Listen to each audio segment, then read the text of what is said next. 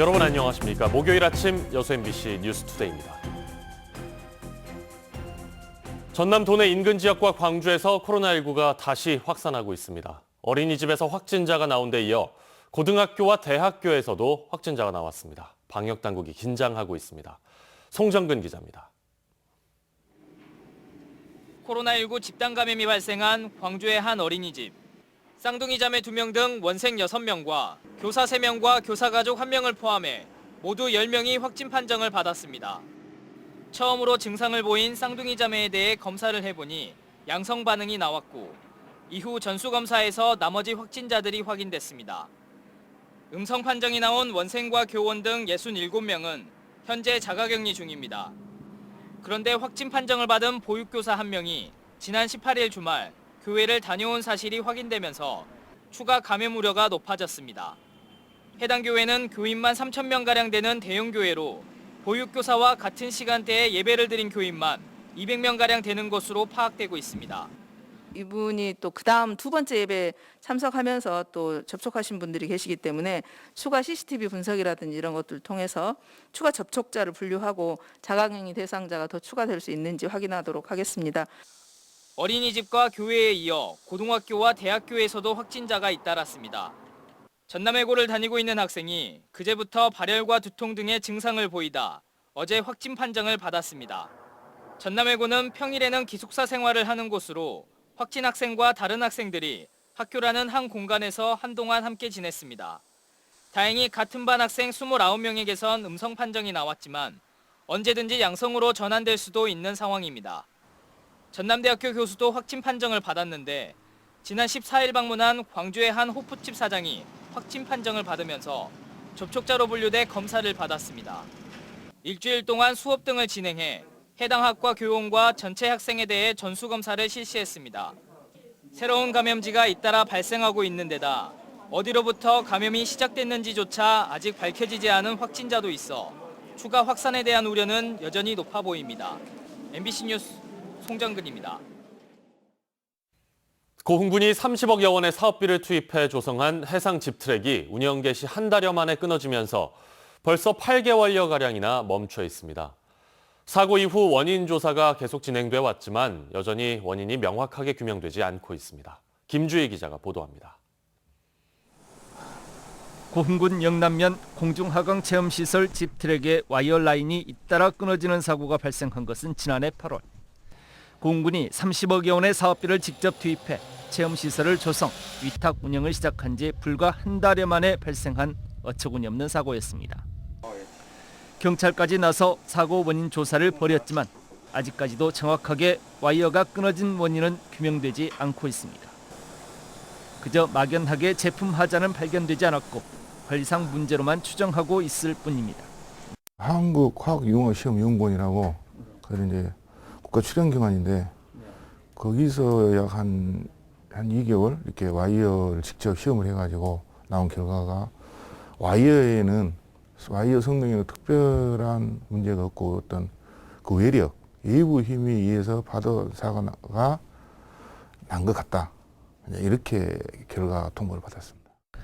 아직까지 고흥 집트랙 시설 운영업체와 와이어 제품 납품업체가 서로에게 책임을 미루면서 지리한 공방만 벌이고 있는 상황. 사정이 이렇다 보니 복구 계획 수립은 물론 재개장 시점조차도 예측하기 어려운 형국입니다. 결국 고흥군이 직접 예산을 투입해 원인 조사 용역에 착수하기로 했습니다. 또 충분한 기간을 가지고 파당 원인 그 정밀 조사를 지금 예정 공개 6개월 이상 걸린다고 해서 하니까 충분히 이 원인 분석을 한 후에 하면은 빠르면은 그 결과가 금년 말이나 좀 늦어지면 내년 초까지도 갈 수 있지 않겠냐 그렇게 지금 예상하고 있습니다. 군은 이번 용역 조사 결과를 근거로 설계와 시공 운영, 와이어 납품 업체에 대한 각각의 책임 소재를 규명하고 소요된 용역 비용을 포함해 법적 손해배상도 청구할 계획입니다. 국내에서 전무후무한 와이어 단선 사고로 개장 한 달여 만에 운영이 중단된 고흥 집트랙. 사고 발생 8개월여가 지난 시점이지만 명확한 사고 원인 규명까지는 아직도 갈 길이 멀어 보입니다. MBC 뉴스 김주희입니다. 제351회 전남도의회 임시회가 오는 30일까지 열흘간의 일정으로 열립니다. 이번 임시회에서는 후쿠시마 원전 방사능 오염수 해양방출규탄 결의문 채택을 비롯해 도농교류 활성화 조례안, 낚시관리산업 육성 조례안 등의 안건이 심사 처리될 예정입니다. 또 오는 27일부터 29일까지는 도정과 교육 행정에 대한 질의가 진행됩니다. 한편 4.7 재보궐선거로 전남도의회에 입성한 순천 1선거구 한춘옥 의원과 고흥 2선거구 박선준 의원이 의원 선서를 하고 의정 활동을 시작했습니다.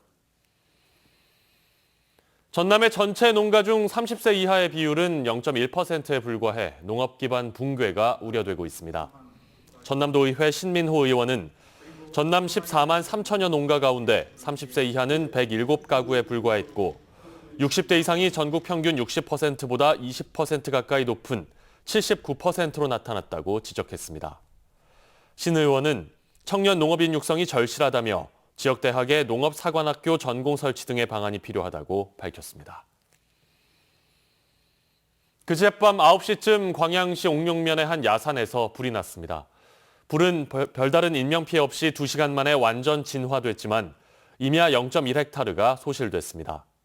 산림당국은 이번 산불이 지난 9일과 11일에 발생했던 화재와 유사하다는 점을 토대로 연쇄 방화일 가능성에 무게를 두고 있습니다. 이에 따라 광양시는 방화 피의자의 현상금을 내걸고 경찰에 수사를 의뢰했습니다. 광양 지역 중고등부 여자축구팀이 전국대회에서 좋은 성적을 기록했습니다. 광양여고는 2021 춘계 한국여자축구연맹전에서 명가로 꼽히는 울산현대고를 5대0으로 완파하며 우승을 차지했습니다.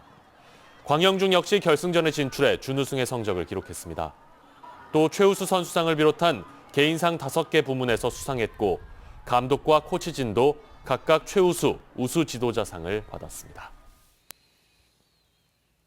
유명 관광지에 모노레일을 설치하는 지자체가 늘고 있습니다. 케이블카보다 건설비가 적게 들고 자연 훼손 부담도 덜하기 때문입니다. 김양훈 기자가 취재했습니다. 기암괴석이 알맞게 조화를 이루고 있는 장흥 억불산. 66만 제곱미터의 편백나무숲과 우드랜드, 그리고 천문과학관이 산자락과 산 중턱에 자리 잡고 있는 장흥의 관광 명소입니다. 장군은 수려한 경관에도 험준한 지형 때문에 접근이 어려웠던 관광 약자들을 위해 모노레일을 설치하기로 했습니다. 노선은 우드랜드 입구에서부터 억불산 정상까지 2.8km 복선 모노레일. 대규모 민자 투자로 진행됐는데 최근 장군은 투자협정 양해각서를 체결했고 2023년까지 모노레일을 설치하기로 했습니다. 억불산과 우드랜드에 설치되는 모노레일은 연간 25만 명의 관광객 유치와 216억 원의 경제적 파급 효과가 있을 것으로 예상됩니다.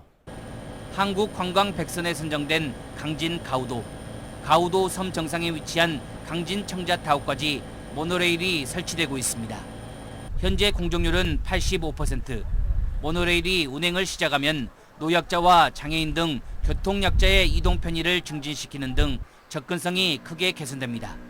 강진 가우도 모노레일 설치 사업은 현재 85% 공정률로 내일 설치는 이미 끝났고 오는 6월 말부터 운영을 시작할 예정입니다.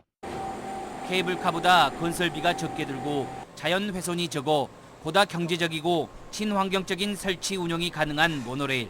현재 전남에서 모노레일이 운행되고 있거나 모노레일 설치 사업이 추진되고 있는 곳은 6곳에 달합니다. MBC 뉴스 김양훈입니다. 여수세계 박람회장의 대표 콘텐츠인 비고쇼가 내일부터 시작됩니다. 특히 오는 29일부터 운영되는 여수시민 전용 예약 시스템을 이용할 경우에는 공연당 200명에 한해 비고쇼를 무료로 관람할 수 있습니다. 비고쇼는 워터스크린과 분수, 레이저 등을 이용한 멀티미디어 쇼로 지난해 16만여 명이 관람했습니다. 삼성 일가가 보유한 미술 작품들인 이른바 이건희 컬렉션의 작품 일부가 전남 도립미술관에 기증될 것으로 보입니다. 삼성 일가는 이건희 전 회장의 상속 내용과 절차 등을 이르면 다음 주쯤 공개하면서 소장하고 있는 미술 작품들을 국립현대미술관 등 공공미술관에 기증할 뜻을 밝힌 것으로 알려졌습니다. 이에 따라 최근 문을 연 전남 도립미술관에는 전남 출신 작가인 오지호, 김환기, 천경자, 허백년 화백 등의 작품이 기증될 것이라는 전망이 나오고 있습니다.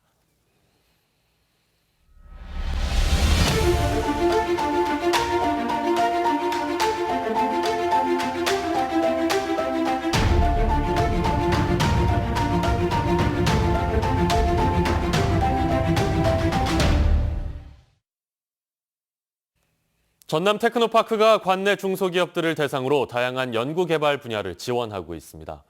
대부분 막대한 비용이 수반돼 중소기업들이 엄두를 내지 못하는 분야들인데요.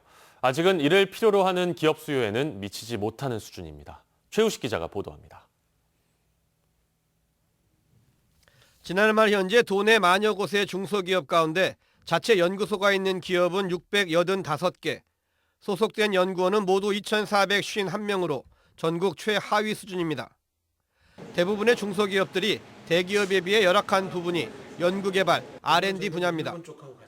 특히 전남 지역의 경우 타 지역보다 연구 조직과 인력, 역량 면에서 더 열악해 지난 2019년 도내 중소기업이 확보한 국가 R&D 사업비는 총 642억 원으로 전국 대비 2.1%에 불과합니다.